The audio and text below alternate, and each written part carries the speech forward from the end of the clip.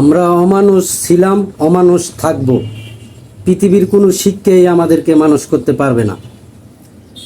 আসসালামু আলাইকুম। কেমন আছেন আপনারা সবাই?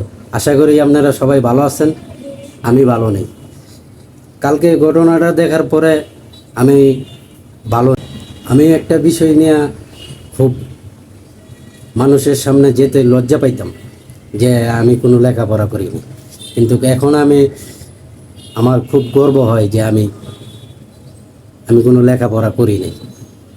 আজকে যে বিষয়টা নিয়ে কথা বলবো, আমি শুরু থেকে একটা জিনিস দেখতেছি যে মোল্লা চুরকে সবাই পিড়াইতে আসে। একটা মোল্লা চুর ধরা খাইলে তারা সবাই মিল্লা পিড়াইতে আসে।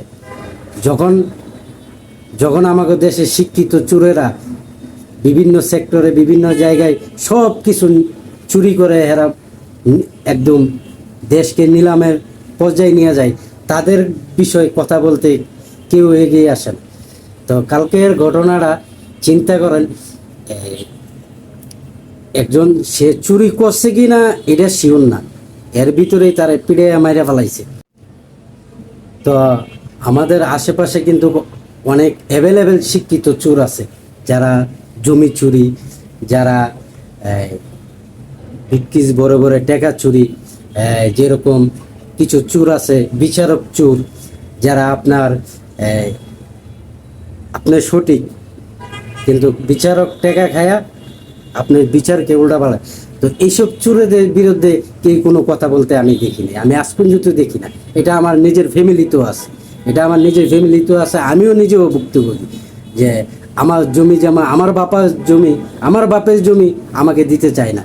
তারা আমার জমি আমি চাইতে গেলে তাদের যেরকম উগ্র ভাব, তো এইসব লোকেদের বিরুদ্ধে কিন্তু কেউ কোনো কথা বলতে না। মারা তো দূরের কথা, তাদের বিরুদ্ধে কোনো কথাই কেউ বলে না। নিজেও বেশি শিক্ষা গ্রহণ করি নাই। আমি আমার ছেলে মেয়েদেরকেও বেশি উচ্চশিক্ষা আমি চেষ্টা করব না, কারণ যেই শিক্ষায় কোনো কাজও লাগে না মানুষের, যে শিক্ষা কোনো মানুষের ভালো মন্দ যাচাই করে না, ভালো খারাপ বিচার করতে পারে না, তো সেই শিক্ষা আমি বেশি আমার ছেলে মেয়েদেরকেও দিব না। তো আমি আবারও বলবো যে আমরা অমানুষ ছিলাম, অমানুষ থাকব। পৃথিবীর কোনো শিক্ষাই আমাদেরকে মানুষ করতে পারবে না। তো সবাই ভালো থাকবেন, নিরাপদে থাকবেন, সুস্থ থাকবেন। আল্লাহ হাফেজ। আসসালামু আলাইকুম।